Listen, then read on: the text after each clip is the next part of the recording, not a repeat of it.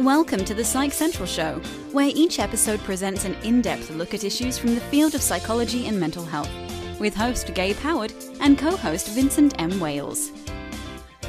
Welcome to this week's episode of the Psych Central Show podcast. My name is Gabe Howard, and my co-host, as always, is Vincent M. Wales. Vince, how's your week been? So far, so good. So far, so good. You know, I was going to text you and ask you how your week has been, but we have a guest on the show that said that I might want to just give you a call. Our guest today is Dr. Lori A. Russell-Chapin, and believe it or not, she has researched how text messaging has affected our society. Lori, welcome to the show. Thank you so much for having me. Oh, you're very welcome. Okay, so full disclosure, I love texting. If I could change my voicemail right now, it would say, "Why are you calling me? Hang up and text." So I am probably one of the people that you are about to warn us about. Well, that's okay. I have to admit, too, I'm kind of on the same boat, but I just really work hard to kind of have a balance in this, too. So we're just going to try to search for a balanced perspective today. Okay, so tell us a little bit about your research. Give us the minute tour. I'm doing work in something called neurocounseling and neurofeedback. So what I'm finding is that texting is changing the function and structure of the brain, and that we are really social creatures, and we're moving away from being social creatures. And what we found is that it's creating technology in general, but texting is creating even a different brain rhythm that we've never even seen in the past. And so our brains are changing. And so instead of having these lovely alpha waves really quickly are the brain waves that are slow, about 8 to 12 hertz, and they help us transition from one brain state to another. We need them. And what we're finding is that all this high technology of texting is creating spikes in these alpha waves. And so it looks kind of like hyperactivity, more hyperactivity. It looks a little bit like seizures. So it's I think it's scary. What specifically does that make any sense? Yeah, it does. But what do you attribute those spikes to specifically? Well, you know what the researchers, for example, from Mayo Clinic are finding is that they think that we're really concentrating so hard on this little tiny screen, either it's through email or it's through texting, is that the brain is using all these high beta waves too. And it's just forcing a new brain wave to come about and a new brain rhythm, because we're working so hard to do things like texting, multitasking, texting and driving, texting while having sex. I mean, really, it's horrible. We're using texting. It's replacing almost everything we do. Wow. Okay. So people are texting and having sex. I apologize, but I've got to jump on that one. No. There's no intimacy. And so we're losing all these social skills. And it's really quite frightening. I mean, I know you both have experienced this, where you've gone out to dinner and sitting next to you is a group of kids.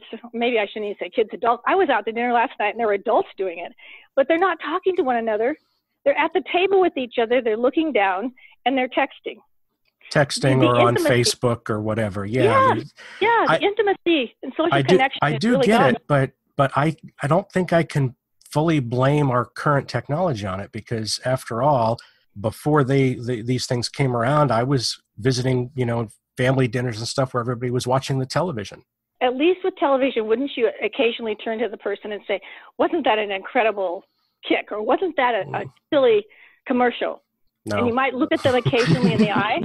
Not that I ever experienced, no. We do need to be fair, though. Now, wait a minute. When you said that everybody was watching television, everybody was watching the same show. What difference does that make?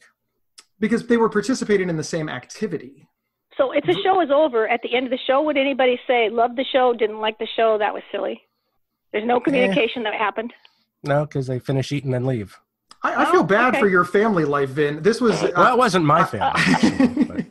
In my house, we fought over the television, but that's probably another show altogether. I'll be the first to admit, for as much as I love my smartphone, and I really, really, really, really, really love my smartphone, it does bother me. My wife and I do have rules. When we go out to dinner, we put our phones away. Good. And when we invite people over to our house who bring their phones and just stay on them the whole time, we invite them over less. I think it's just really important that we understand. I'm not saying we should never text, because, texting's not that. I mean, it's really only about 25 years old. So, I mean, I think that I'm not saying we should never do this, but typically what's happening, do you remember the olden days about the it used to be called SMS, short message servicing. So, you know, it was supposed to be only 160 characters, much like Twitter. And I think what happens now is people are no longer, they're shortening everything. We're changing our brain because we're shortening how we even communicate with other people. I think that's scary. Yeah, I'm a big hater of texties, but I'll tell you what, I'm seeing less and less and less of it as the years go on. The people that I'm texting with are using full, complete sentences, grammatically correct, really? At least to their experience. Well, anyway. But I don't know. You must be dealing with a really different crowd, because that's not what I'm seeing at all. In fact, what I'm seeing is replacing these people. A lot of young kids don't know how to even start a sentence with a capital letter, you know, and they don't know how to end it with a sentence, like a period. In fact, I teach graduate school at Bradley University, and I had someone do a LOL in one of my graduate level APA style papers. And they thought it was perfectly appropriate. I mean, I think that's so sad. And so I think we have to be really careful that I think we need to use texting for the purpose that it was originally made, and that was to do short messages. And I really do believe this. I love texting because it's helped us be a little more efficient. And so I think it'd be great if I could text you and just say, hey, I'm running a little late. I'll be there in 5 minutes. That was the purpose of texting. But now, and we have young adult children now, and now these kids are doing text after text after text, and they're talking about feelings. And I think what happens is we lose all our paralinguistics. So you don't know if someone's saying, I really care for you, and you use that tone of voice, or if you're saying, I don't care for you at all. I mean, you can't pick those paralinguistic things up. You just can't pick them up. So again, I'm just a little bit, I don't know, I'm frightened a little bit because we're losing some of our capability to talk. I do understand what you mean there, because I'm going to pick on my 19-year-old niece, and she's the generation that is really, really into texting. And we got into a text argument a couple of weeks back, and a real one over something that was bothering both of us. And I'm not saying it was my finest moment as the adult in the room, but we went back and forth and back and forth and back and forth. And I finally ended it, and I said, look, we're going to have to talk about this in person when you come home from college. And what I found happened is I was really upset at her because she was just so incredibly dismissive. And she was really upset at me because she said that I was yelling. And in actuality, she wasn't. Yeah, and that's what I said. I said, I'm not yelling. I was frustrated. I was sad.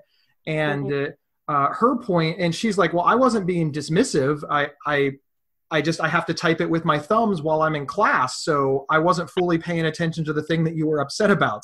So in that way, yeah, we just shouldn't fight over texting. And of course you can't pick up on facial cues. And I believe that's what facial cues, my speed of my intonation, you can't pick up any of that paralinguistic. And I think, but your niece was wonderful. She said, I really can't pay too much attention because I'm in class and I'm texting you. I mean, right. And I did not know she was in class. Yeah, absolutely. So I just think what it's doing is I'm a big fan of texting, but I think it should be used for the manner in which it was created, for short, really short, important, finite messages, not for telling people how I feel, breaking up with someone. See, I think what happens with texting is we have the ability to depersonalize over a text. It would be harder for you to tell me you're fired in person than on a text. Because I'm sitting right in front of you. I'm sitting right in front of you. You're seeing my whole face. You're seeing everything. I think another piece of this is so fascinating is that, we now know that we have this lovely vagus system. It's the vagal nerve, and it's the longest cranial nerve we have in our body, and it starts at the base of the back of the neck, the medulla oblongata, and ends at the base of the stomach. We now know, and it has all these peripheral nerves that comes out of it. We now know that's really the base of intuition, but it tells us everything about the world, everything. So I see all these kids, I just saw today, all these kids skateboarding, and in one hand they have a cell phone, and the other thing they have on their head are earphones. They have excluded all the world from themselves. I think that's so dangerous. And so we can't take in our vagus nerve, we can't take in all the sensations.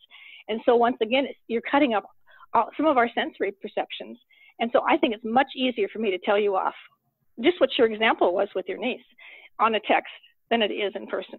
Yeah, we don't have to stick around for the reaction. Exactly. And because it's asynchronous, so to speak, the one thing I do like about texting, if you get really mad at me, I can take a deep breath. I can think about what I want to say. But on the other hand, I think it's still that depersonalization. I can just let you have it. Well, I want to talk more about this, but we're going to step away for a break. We're going to hear from our sponsor, and we will be right back talking to Dr. Lori A. Russell-Chapin. We'll be right back. This episode is sponsored by BetterHelp.com. Secure, convenient, and affordable online counseling. All counselors are licensed, accredited professionals. Anything you share is confidential. Schedule secure video or phone sessions, plus chat and text with your therapist whenever you feel it's needed. A month of online therapy often costs less than a single traditional face-to-face session. Go to BetterHelp.com/Psych Central and experience 7 days of free therapy to see if online counseling is right for you. BetterHelp.com/Psych Central. Hey, fans of the Psych Central Show podcast, we are currently surveying our listeners to learn more about you and to learn what we can do better. Please take a few minutes and visit our website at psychcentral.com/show and click on listener survey link found on that page. Thank you. Welcome back, everyone. We're here with Dr. Lori Russell-Chapin, and we are discussing texting and the damage it is inflicting on society. Lori, tell us about your background a little bit. How did you get involved in this exactly? Well, I have a PhD in counseling and psychology, and I teach graduate school at a private university called Bradley University in Peoria, Illinois. And honestly, about 2010, we started a really fun center called the Center for Collaborative Brain Research. That was it started my interest, but I became board certified in neurofeedback in 2010 as well. And what we're finding is with neurofeedback, which is a non-invasive way to attack mental health problems at the source of the problem, which is the brain. So you're putting electrodes on the head, and I can see all of your brain waves. I can see which brain waves are functioning and which brain waves aren't. And then through a computerized software program, through the principles of operant classical conditioning, we train the brain to be healthy. It is so fascinating. Really, it's the most fascinating thing in the world. So, of course, eye technology is another unfortunate mechanism that dysregulates the brain. Does that make any sense? Well, when you say dysregulate, actually, it doesn't. I'll take the hint. Right. I don't understand. So explain it explain it to Gabe, because, I don't have a PhD. I'm just a layperson. Sure. I'm just a guy that likes my phone. So explain what you just said. The dysregulation in the brain or in the body comes from honestly living life. And there's all these wonderful inventories that you could take, but your brain could get dysregulated because too much eye technology. You've had a brain concussion. You have a genetic predisposition. You don't eat well. You don't exercise well. You do too much alcohol, too many drugs. So many things dysregulate the brain. And so we have a technology that's not old, but a technology that honestly helps the brain regulate itself through teaching it to go to the right brainwave. And of course, then I'm a big proponent of sleeping well. That's another dysregulator. We don't sleep well. Oh my gosh, it just messes up so much of our system. But sleeping, exercise is huge. Eating well, all those things regulate the brain. And if you don't do enough of that, though, there have to be other things that are very, so you have to be capable enough to do something like neurofeedback. And I really do like it. I think it's wonderful. It does sound interesting. Help at all? Yeah, Yes. It does. Thank you.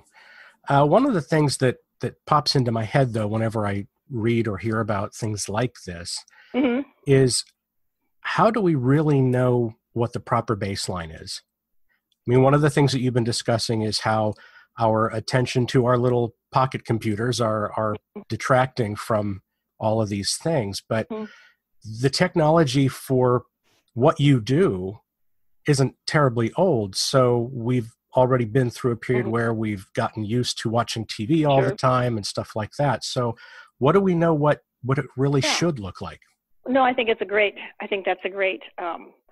question. And so I use something called a 19-channel EEG. You've seen them. I know you've seen them. They're hats, and they have electrodes inside of them. There are 19 electrodes that are attached all over your head. You can use a cap, or you could do the electrodes singularly. But and so we know what a normal, healthy brainwave looks like. So we are collecting data, and if this is just too much, asking people self-reports. So I'm getting qualitative data from you saying, I'm not sleeping well, I've got migraines, I have headaches, I'm depressed. But then I can match that up with quantitative. I can do an EEG on you, and I can compare your brain to other people's brainwaves in a database. So we know what a healthy brain looks like. And I don't have one. So the person that's speaking, I've had 19 channels done several times, and the person stopped what they were doing when they were analyzing mine and said, have you ever had a brain concussion? And I said, no. And he said, yes, you have. Yes, you have. And I didn't even know it. I mean, this statistic is amazing. 1 out of 3 of us has a brain concussion, and we don't even know it. So, we can compare our brains to other people's. There's normative databases, and then there are clinical databases. And so we know what a healthy brain looks like, which is really remarkable. It is remarkable. Now, one of the things that I'm kind of a little bit of a devil's advocate person here. So good. I love that. You yes, make a great graduate student. But, one of the things that you said is that our brain waves are changing. Our brain waves are changing. But we're taller than we used to be. Sure. We talk about like Abraham Lincoln, and they talked about how tall Abraham Lincoln was. And then I stood next to a life-size cutout of him, and I was an inch taller. Nobody thinks that I'm the tallest man to live, but apparently when Abraham Lincoln was around, 6'2" was big, and I'm 6'3". So we've gotten taller. And I think we are a constant species that evolves. And I think we're going to evolve. And I do believe that. I think texting's funny. I've said this to my graduate students a lot. I think we're going to evolve, probably not in my lifetime, but into creatures that have very long necks. Because what do you see everybody doing? They're looking down, right? Cell phone, yeah. And our phones are I think our hands are going to be different because we hold them in our phone. So I think we're going to have longer thumbs and less fingers, I think, because we won't need them as much. I mean, I just think we are going to evolve, and I think we're supposed to evolve. But right now we are in a place where we are truly changing the function and the structure of the brain. Because right now, if you think about it, I find this interesting, and this probably is a little bit probably not quite accurate, but the average adolescent is texting more than 100 times a day. The average adult's only doing it about 65 times a day. But that seems alarming. And that's a lot of time that we're spending on our phones texting. So, I mean, we are truly changing how we communicate in the world. And we do know that multitasking is not a good thing to do. And all of us are becoming more multitaskers because the internet, texting is making me more efficient, right? Well, sure. And also, when I think of multitasking, I kind of think of the phrase, a jack of all trades, a master of none. Yeah, really. You're not giving any task your full attention. So you're really not doing any of the tasks perfectly. And Gabe, the reason behind that so fascinates me because when we multitask, we don't ever let those neuronal pathways fire accurately and create that really necessary neuronal pathway to keep a habit going. So nothing's really happening. Our brain wants to be challenged, and it wants to grow, and it wants to get healthy. But sometimes we continue to do things to make it what we call negative plasticity rather than positive plasticity. And so again, I started out, talking to you guys about the importance of balance. I mean, wouldn't it be better if we would not do 400 texts a day? Get up and walk to your neighbor and say, hey, I have a report for you. Besides that, you get to exercise a little bit more. Sure. I mean, I just think there's a need for moderation. There is, but are we going to see it? How do we get the masses of people who are so used to doing all this to slow it down a bit, to make these big changes? I think the first thing we have to do is educate. I mean, I think that's what you all are doing on your show, is trying to educate people.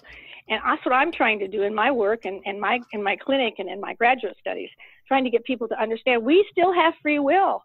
I like the idea that I still have free will. And if I want to do something different, I have the capacity to do so. So I think that's how we do it. So in 30 seconds or less, what would you like to see happen? Like, what's the goal? If you were in charge, what would you make everybody do? Or what would you like to see? Dave, I wish you could have asked that question earlier.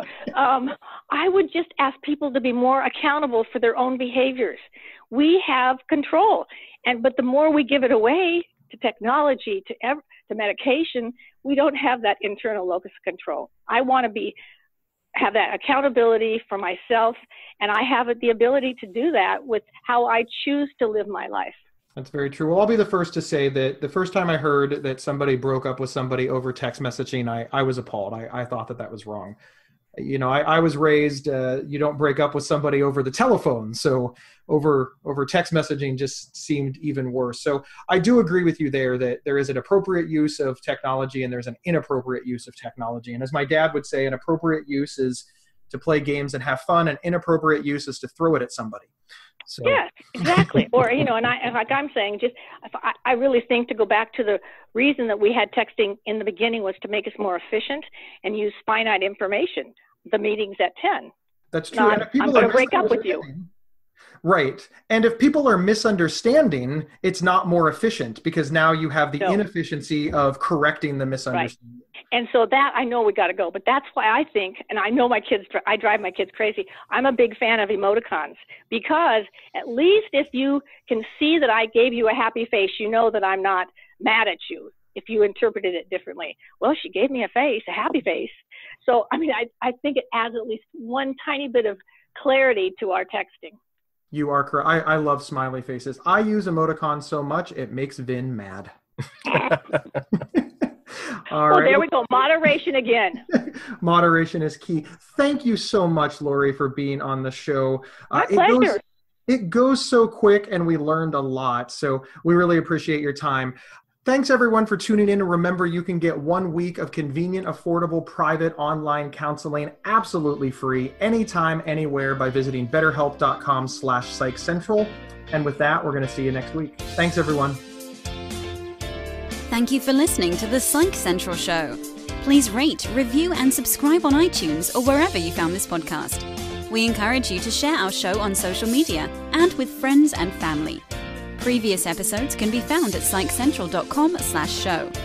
Psychcentral.com is the internet's oldest and largest independent mental health website. Psych Central is overseen by Dr. John Grohol, a mental health expert and one of the pioneering leaders in online mental health. Our host, Gabe Howard, is an award-winning writer and speaker who travels nationally. You can find more information on Gabe at gabehoward.com.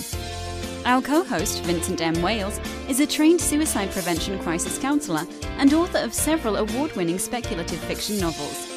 You can learn more about Vincent at vincentmwales.com. If you have feedback about the show, please email talkback@psychcentral.com.